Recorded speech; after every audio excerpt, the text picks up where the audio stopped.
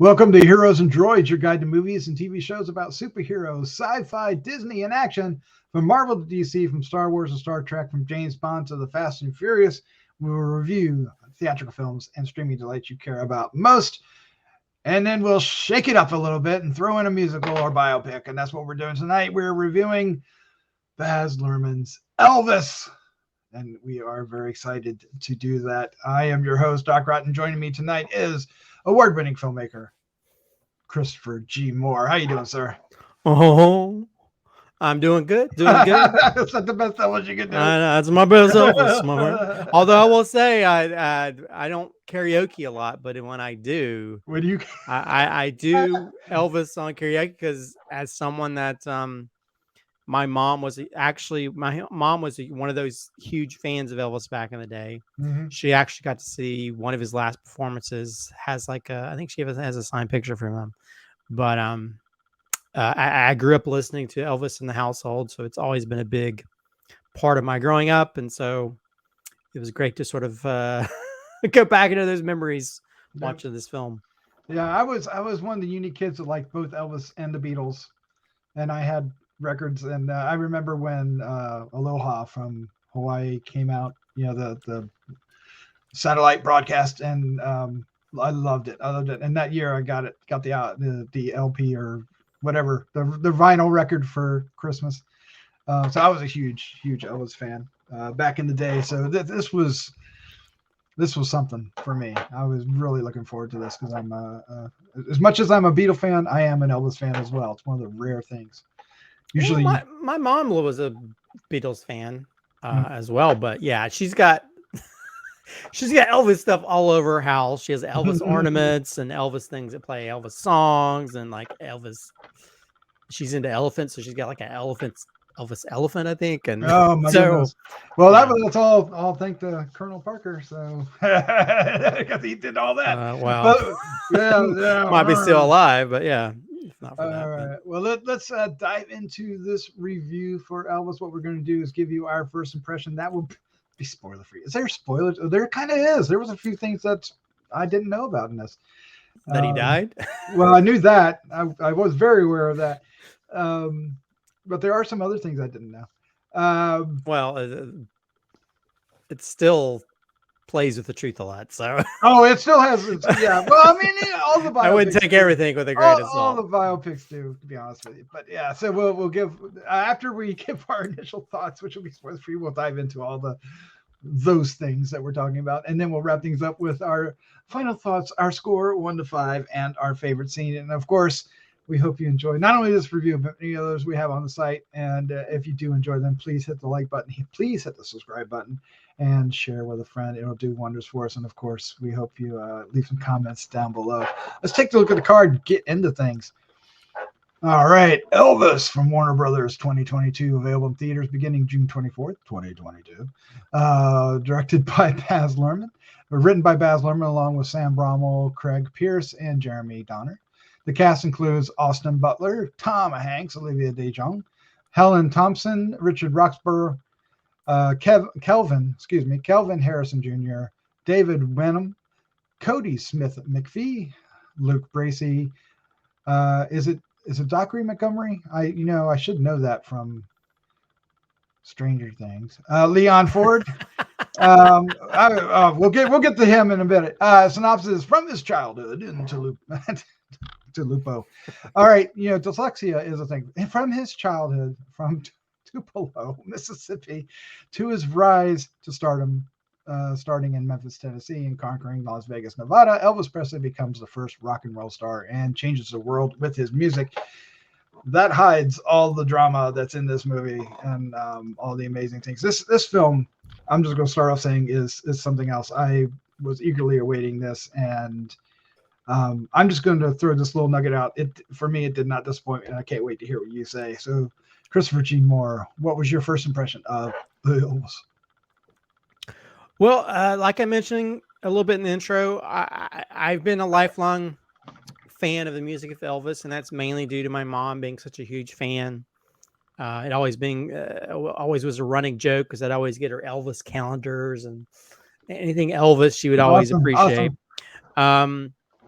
And she has like she has a bunch of Elvis LPs, like every kind. Like Elvis sings, Vinyl records, yeah. Christmas albums, and Elvis sings hymns, and just every kind of Elvis album you can think of. And so yeah, and so I've had sort of I'm old enough to have seen some of the later stuff in his life and seen the Aloha concert and all these other things. And my mom watched a lot of she had VHSs of the Elvis movies, the cheesy Elvis movies. So yeah, going into this, I had a little bit of a history with him as a musician, as a character in general. And I think Baz Luhrmann, I do like his sort of, I think my first, I think I even met her. He has a frenetic style and storytelling, especially his later movies. And I think he does a really great job of because I heard that like his the main idea he had for telling the Elvis story was telling a superhero story, because of Elvis's love of like the superhero comics. And this feels like that. It's definitely taking a very iconic, bigger than life character and making him bigger than life in the film as well. And granted, it does take a lot of some historical things and twist it around timelines and change it to where it's more about the dramatic essence of it. And yeah, and I love, I mean, me, I love some good transitions, and the first like 20 minutes transition from this to this to that. And I was yeah, there's all kinds of things like going from records to wheels of a car to, I mean, there's like carousels, roulette wheels. I mean, there's like so many cool things. But I think the biggest important part of this film is more than just the style of Baz Luhrmann. It's more about Austin Butler's performance as Elvis. I think, we've seen, I mean, granted, I did like Kurt Russell in the Elvis movie that John Carpenter directed. Yes, back in the day. I've seen that too. And I've seen a lot of different versions of this character, but I think a lot of us probably just know more of the caricatures or those things where people making fun of Elvis. Like, hey, thank you very much. I mean, so, or like the Flying Elvises and all these different movies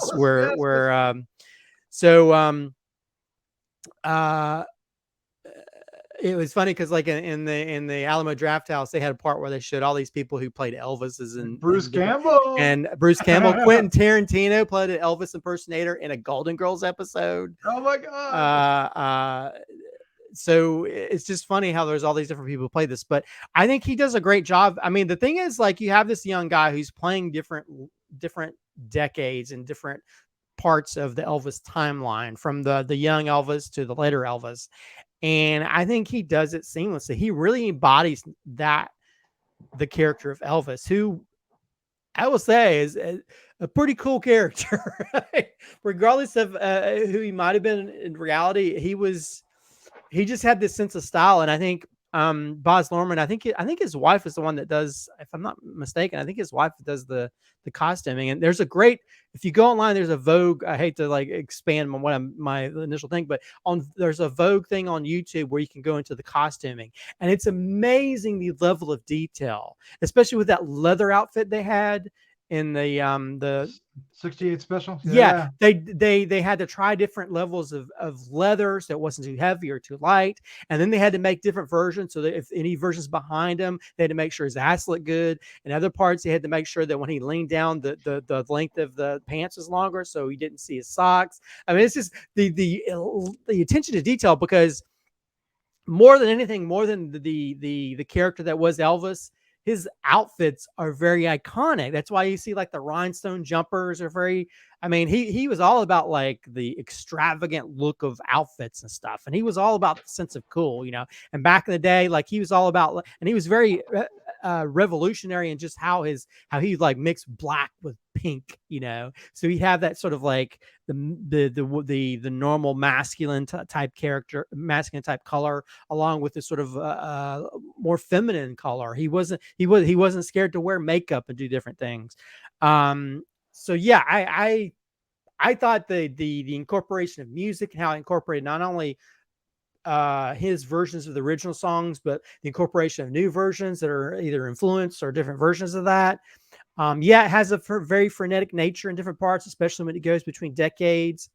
But the attention to detail, I mean, like one of my favorite parts is when you get to see him in different versions of the different movies he did. Oh yeah.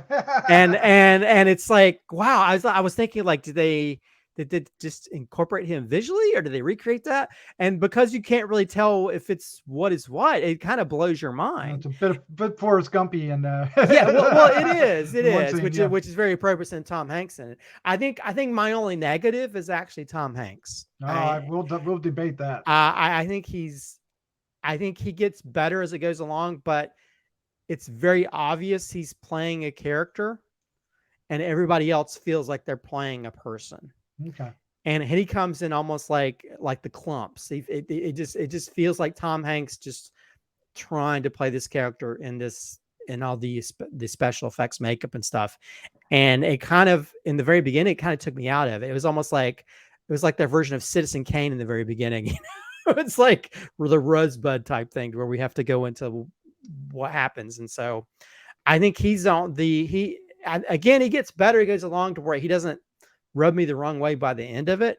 But in the very beginning, I was like, oh, if this is going to be like this, I'm not sure I can really pay attention to this movie. But I think once we get into the Austin Butler and all the different characters he meets, all the, you know, and it doesn't shy away from the fact that Elvis was around a lot of this type of music, and it influenced him. He grew up in, you know, around, you know, churches, black churches, and he was influenced a lot of the people around that, you know, and that influenced his music to where he melded, you know, some of the country stuff with, you know, the more urban R&B type stuff. And so and what rock and roll is came from a lot of the people he was around. And just how they show that aspect of it along with his, I think really works. So I think, yeah, visually it's a fun film. There's parts that made me smile because to just see those performances and Austin Butler. There's parts that made me really sad. There's part I actually cried as just somebody just seeing this person who's like throughout his whole life, you know, he was one of the biggest stars in the world, but he still wasn't able to achieve the types of goals he wanted for himself. And that's kind of sad that you go through, and I guess that happens to a lot of big stars, but I don't know. I really enjoyed it. I think the only issue is Tom Hanks, although like I said, he got better as it went along, but I think that's the only thing that kind of took me out of the film. Yeah, I absolutely love this movie. It totally won me over. I actually, well, we were talking about this on a previous show, but Baz Luhrmann films I really do like. I love Baz Luhrmann. I haven't seen them all though. You know, there's one in particular, but Moulin Rouge I love. And this is far from that. You know, I would say it's closer to Great Gatsby than Moulin Rouge, but it still has that energy, the transitions and stuff. There's definitely his signature is on this.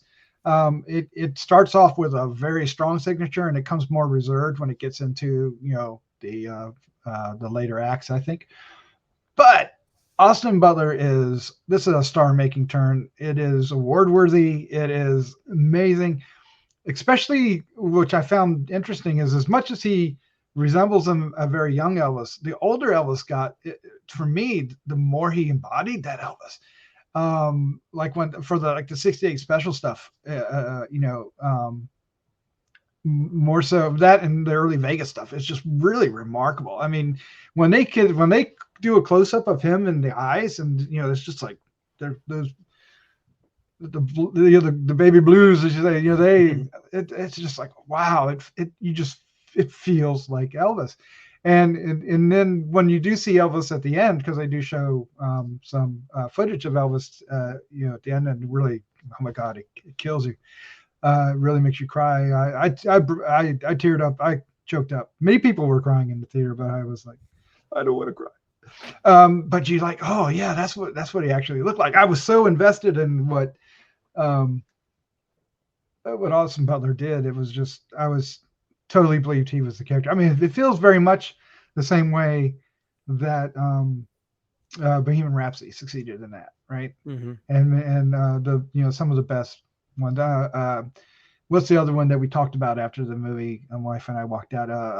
Coal Miner's Daughter. It felt like that a lot. But I did not have any problem with Tom Hanks. I thought he was absolutely fantastic.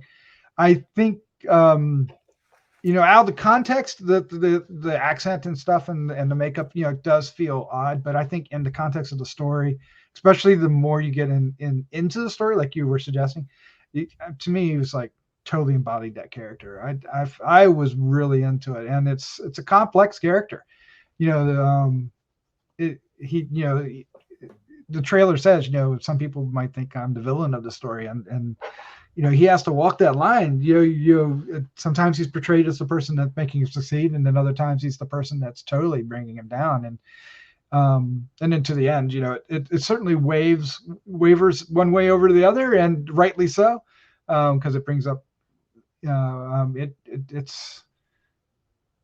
it brings up some things we'll talk about in the spoiler section. But yeah, it's all about the performances and the time frame. They capture that as well. They capture the 50s and the 60s and the 70s so remarkably well, even down to Vegas with the international. It just felt authentic, and that's kind of a hard thing to do nowadays because people have a different mindset of what that is.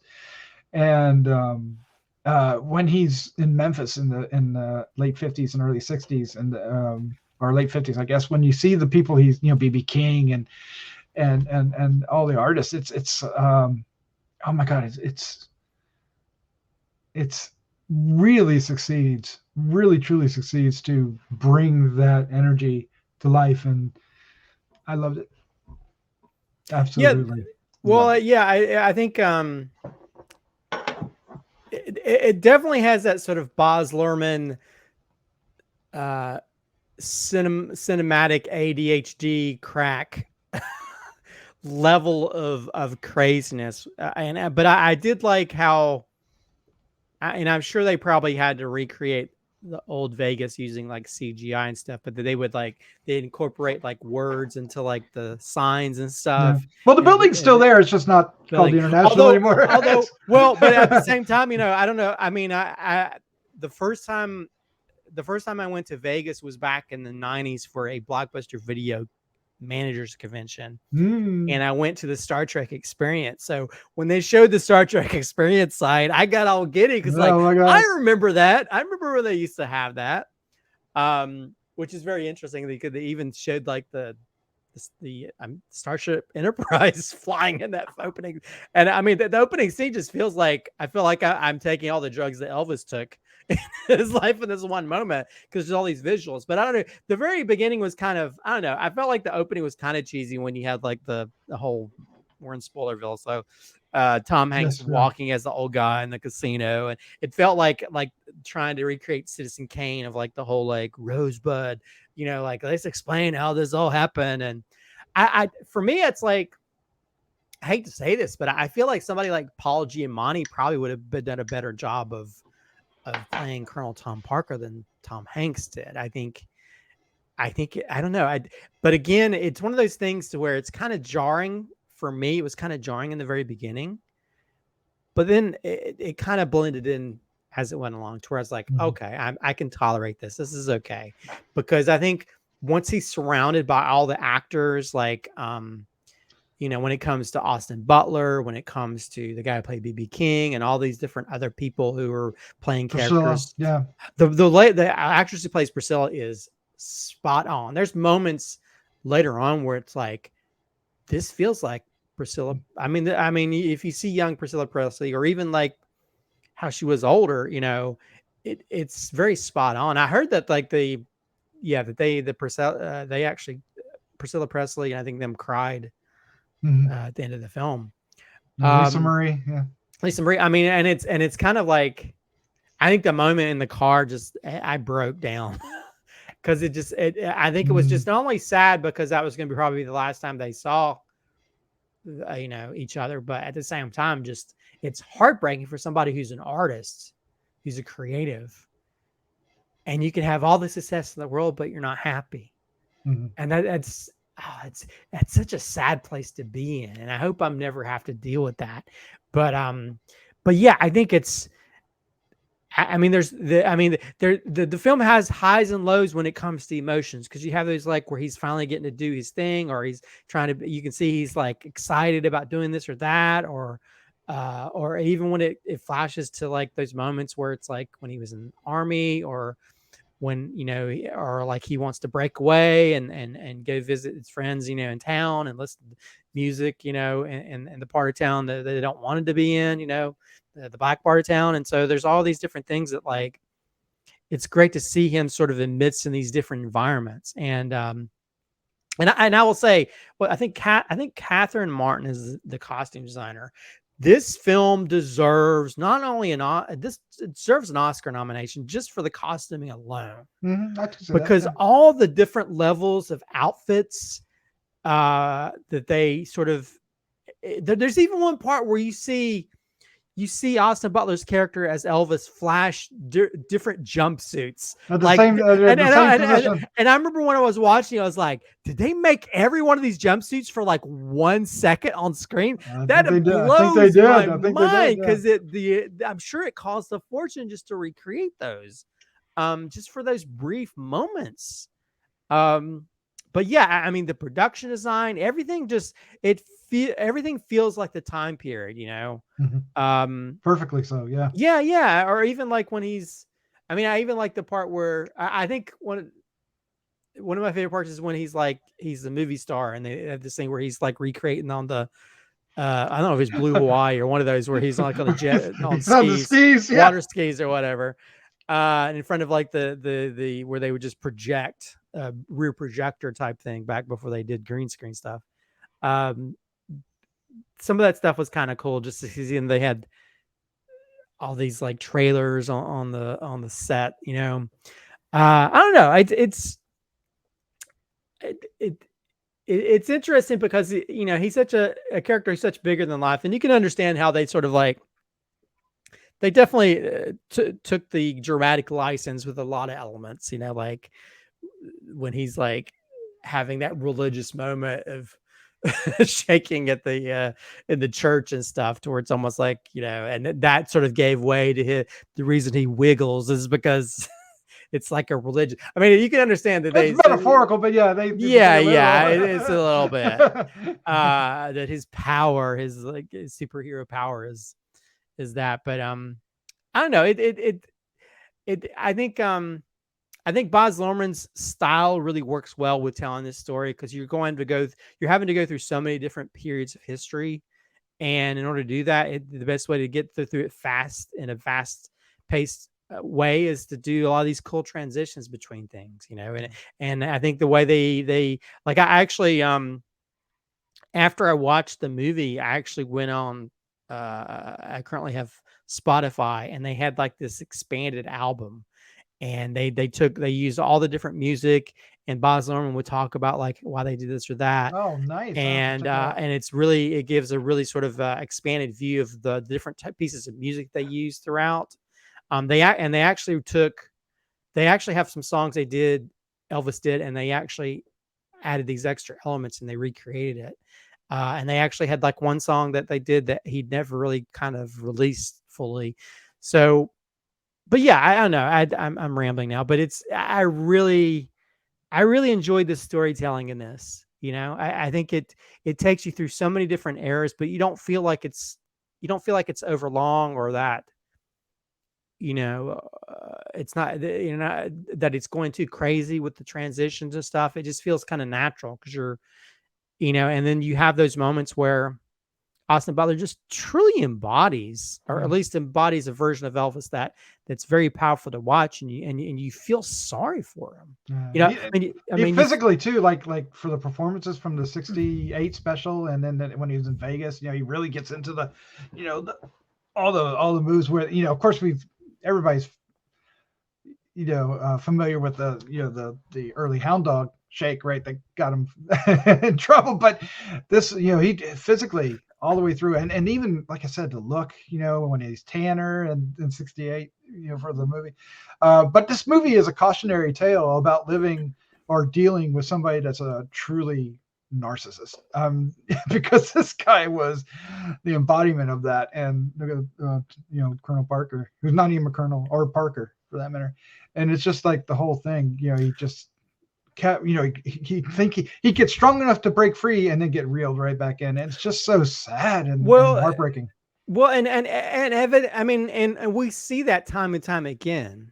You have, especially when people who start off young and they they make it. I mean, the whole Britney Spears thing about like how her father sort of took on everything and controlled the money and stuff. You find this a lot where you end up not being able to trust anybody because there's always people who are trying to steal from you, figure out ways or to rip you off. I mean, there's a lot of musicians that end up finding that a lot of their fortune's been wasted away, or screwed. They've been screwed over in some way. And it's kind of even sadder when it's a family member who's not really cognizant of the fact, and then they allow their, child to be screwed over by people. So, and I think that's kind of sad. I mean, but you do see like there was always that big, powerful connection between him and his mom. Oh my God. You get to see that, which is kind of heartbreaking when that stuff happens. I don't really have a lot of good thoughts about his dad, but his dad, man, it's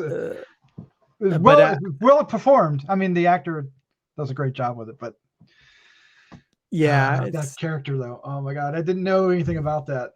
Yeah, Richard Roxburgh does a great job at it. I want to. Can I share something with you before we get too far, because we need to wrap things up? But yeah. So for Father's Day, we went out and saw my father-in-law. And he saw Elvis before he became Elvis.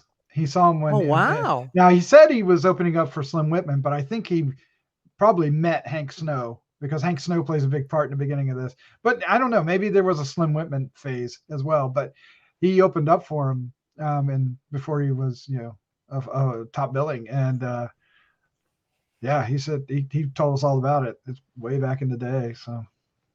Yeah, was he just, even though not knowing who he was he just as impactful back then, or do they think he was? He remembers who he was. It made an impact on him. Yes, it definitely did.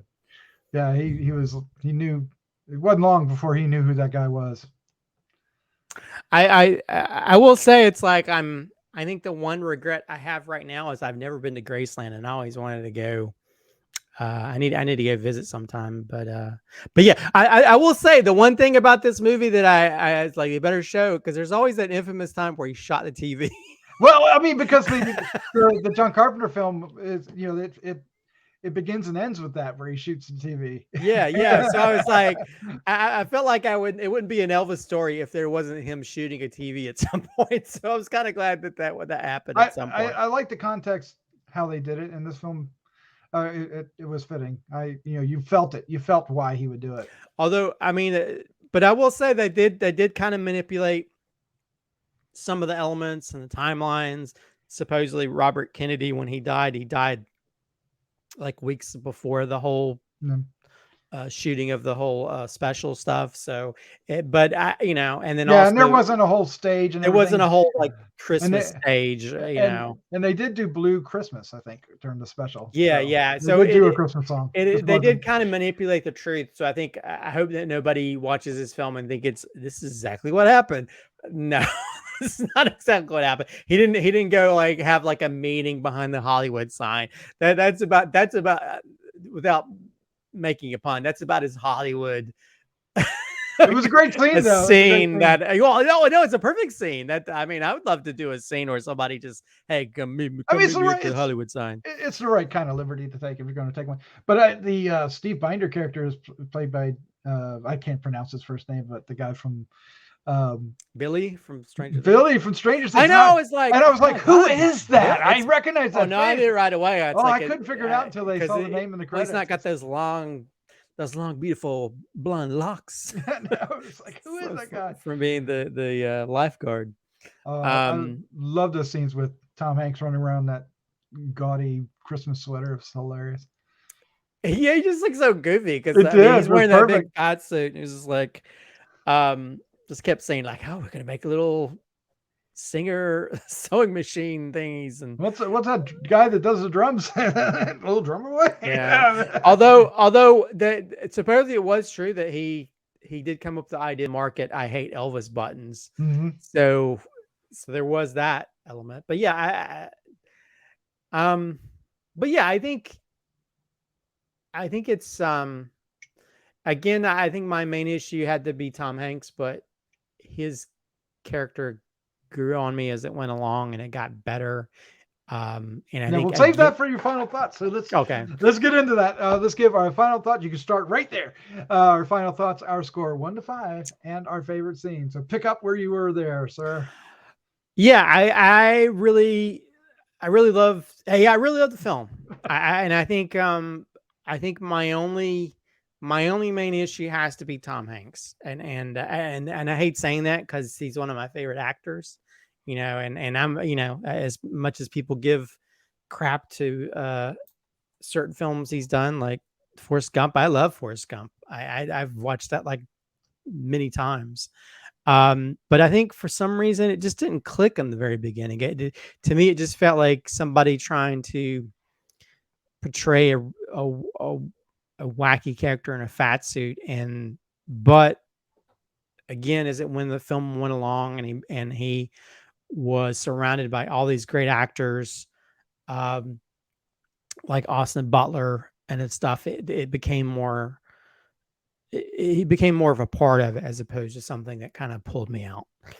Um, but yeah, I think it's a really cool story because I think a lot of these biopics they kind of tell it some kind of straightforward to some degree, and I think the visual pizzazz of a Baz Luhrmann production is perfect for to embody what Elvis was, because Elvis was all about the pizzazz. I mean, he's the one about the, you know, all about the jumpsuits with gems on it. You know, he was all about like playing that music, like, you know, like all dramatic, you know, da, da, da, da, da, you know, I mean, he's all about the being epic and how he came across, you know, and his outfits from, I mean, the big ass sunglasses to, you know, the pompadour hairdo to everything, you know.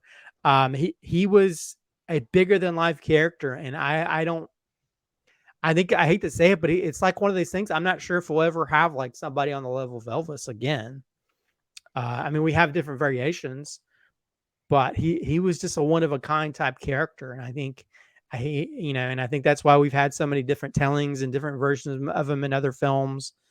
Um, but yeah, I think this is a really, really interesting, powerful story in parts. You know, it definitely is one of those stories of how sometimes fame and being gullible to some degree can kind of screw you over in the long run, get you kind of stuck to where you're stuck, uh, not being able to fully pursue all the different levels that could make you an even bigger star, or at least be able to fulfill those things you want out of life. And I know that's for me. I think more, you know, because I think towards the end, well, I'll say I give it I'll give it a 4.5 out of 5. I really enjoyed the film. I'd give it a full 5 if not for the Tom Hanks thing. I think that's the Mm, one thing that kind of like, like I can feel it. it it doesn't fully work for me. I think somebody like Paul Giamatti, I think probably could have done a better job, and not it didn't. It just it felt like somebody playing a part as somebody being the character. You know what I mean? And I think when you're in something like this, you have to do that. Um, as for favorite scene, I think I mentioned this before, but my favorite scene is that last moment in the car between Priscilla and Elvis. Because he's talking. After it drops Lisa Marie off at the Yeah, port. yeah. And so when he's talking about like, you know, how the Star is Born kind of thing went away, and how he really always wanted to be this dramatic actor, and you have this guy who's one of the most famous people on the earth, and he's not being able to fulfill those things that he always wanted to do, or that would make him the most happy. He's not able to get the things that make him happiest. He's not able to have that kind of relationship with his, and I think that again, that whole thing of like love is what killed him. I kind of believe that to some degree. And I literally broke down crying because of that, because it's kind of sad that you spend your whole life not being able to, to have that level of success and still not be able to get what you want. I know. That is such a horrible place to be in. And so he's such a sad character in general. And granted, people are like, oh, whatever, he made all this money and stuff. But but yeah, it shows you that money doesn't fix everything. And sometimes, and it's kind of a sad to have this character live life. And but anyway, I really enjoyed the film. I think it's one of the best films about Elvis. And I think Baz Luhrmann's his style, production design, the costuming is amazing. Costuming should win all the awards. I'm seriously, the level of detail with the costuming is crazy. I go watch the Vogue thing. They actually, because a lot of the textures, they don't have texture cloth like that, I guess, anymore. They actually printed textures to put on the cloth to recreate the textures from back then. It's crazy. I have such an obsession with just costuming in general when you're trying to recreate something.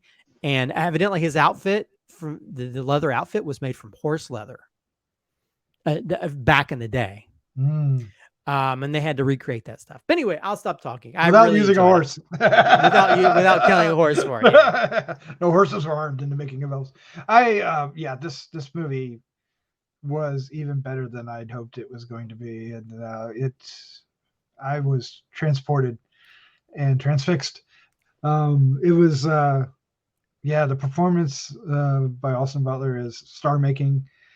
The music is lively throughout, and it's not used. It's used differently than like some of the other musicals that we've seen, biopics. We've seen lately. This is a cross, between like a Bohemian Rhapsody and a Coal Miner's Daughter. It kind of crosses those two, and even Coal Miner's Daughter used music probably more precisely than here. This was used more.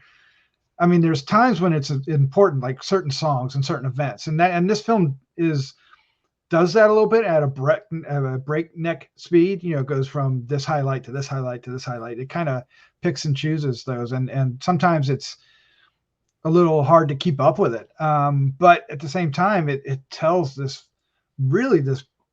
big picture, this big story about this man, this Elvis Presley, and this man that his who he both cherished and I guess grew to despise over time, right? Because they were partners. It's undeniable to think that these two,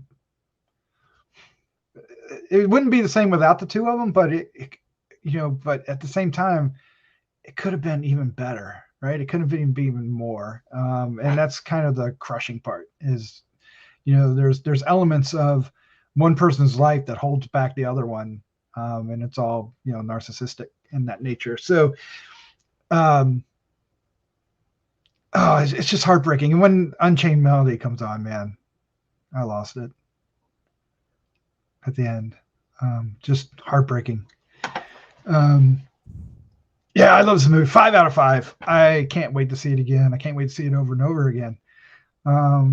Very, very much on the same level as Bohemian Rhapsody for me. Maybe more so. I've tried to debate which one's better. I thought Bohemian Rhapsody was okay, but I loved Bohemian Rhapsody too. But I didn't think it was that. I don't think it's as good as people made it out to be. Yeah. But I think I would be surprised if Austin Butler doesn't get through. There's got to be a damn fine performance out there to take it away from it. It's his to lose at the moment. Well, I mean, at the same time, it is a very specific performance. So, but I think he's definitely going to be the front runner. I think when it comes to creating a performance, it's based on such a popular. Without making it, I mean, it so easily could have been a caricature. I mean, the different tones and from each iteration of Elvis, there's like 4 or maybe 5 of them. They he he grows, he matures, the character matures, and I don't think you got that out of some of the others that we've had recently. You don't, maybe some of them do that more than others, but this one is, lives on that. And anyway, I'm rambling. I'm just giving my final thoughts. 5 out of 5. My favorite scene. God, there's so many. I think the 68 special, just that whole stretch of it, but specifically the when he's singing the song in front of the big Elvis sign, and I never realized the context of that growing up. I never realized how much of a at the time what it meant, and it just, oh man, it's just like, oh God, that was so great. I love this movie. I'll be interested to see when it drops to buy, because I've heard that they had the scene with him and Nixon. Yeah, so there's like a 4-hour version of this. Yeah, they were a 4-hour version. So I'm kind of interested to see all the stuff that got cut out, because just to see all the different parts of his life that we didn't get in this. But yeah. I'm glad they did cut it out, because 2 hours and 40 minutes is a long time to be said. But it went by so fast. Yeah, although I will say, I think the big important part of this, I think this is one of the first Elvis type movies that didn't shy away from the fact that of his influence by African American artists, who really created rock and roll. And so because there's some people that think he appropriated, and others that just saw the influence and then spread awareness of it. So there's different views of what his take on that music is. Although I mean he lived, I think 13 years. I think he lived in the mostly black. Very young or whatever. Because because his father going to prison for 6 months, they had to go to they had to get into government housing. So big influence on his life. And then of course he Sun Records and the places that he'd frequent. And then that's up to debate. People don't know if he actually did that. I was reading something about that, but he did know. He didn't know those people. B.B. King talked about it. There's an interview with B.B. King talking about time he spent with Elvis and stuff. And I just want to mention, there's a guy, Alton Mason, this is like his first real role, and he plays Little Richard. That's one of the most memorable scenes. I mean, that scene was so much fun. Well, I mean, Little Richard is such a big character in general as well, and so. And he does all the singing for that. And so it really is a perfect embodiment of Little Richard, especially in these younger years. Yeah. So I think all the performances, especially, of course, we're talking about the Austin Butler stuff, but all the other singing performances by different artists at that time, I think work really well. I mean, there's a whole song with the Hound Dog that the one actress sings and stuff. It's a very powerful scene. So I think it's great. And I mean, I love also the part where they have that thing where they showed 2 different versions of Elvis singing along with the guy who originally he was influenced by that sang Hound Dog. Or I don't know if it's Hound Dog. I think it was some other version. It was Big Mama Thornton did Hound Dog. So there was the other guy that was playing the guitar or whatever. And, but yeah, I mean, I'm glad that we sort of gave, opportunity to see all these different artists that were huge influence to him growing up. And, but yeah, I think this film is a fun film overall. Yeah. I can't wait to hear what people think of it. This movie, really got me. Yeah. I don't think you have to be an Elvis fan to sort of, appreciate the filmmaking and the music and everything that goes into the making this story happen. Might help if you are, though. Well, it does help. That's I mean, a lot of I think I read that the age skewed to people over 35. I'm sure it did. Are you going to take your mom to see it? I don't know. I should. Because I told my mom I was going to see it, and then she was trying to get my stepdad wants to go see Top Gun, and she's like, I can't find a screening that has the Elvis playing at the same time as Top Gun. Oh no! So Maybe she has to. I'll see Top Gun if you see Elvis. All right, guys, we gotta finish this up. Christopher, thank you for joining me for this. This was so much fun to talk about. oh, it's great. Yeah, I mean, it's a fun film, and I think of course, for us, Elvis is a big part of our lives growing up. So it's kind of interesting. I to see this version remember of it. when he died. I remember when he died. The day he died, when they announced it, it was it was heartbreaking. That, and of course, 3 years later, I was older, so it meant more. When and then you John Lennon dies. Oh God. But then it's also kind of funny seeing Priscilla Presley in the Neck Again films. And Dallas. I didn't know she was in Dallas. Oh my God. But anyway, let's get out of here. Let's say goodnight. Elvis has left the building. I love it when they put that in there. Yes. Good night. Good night.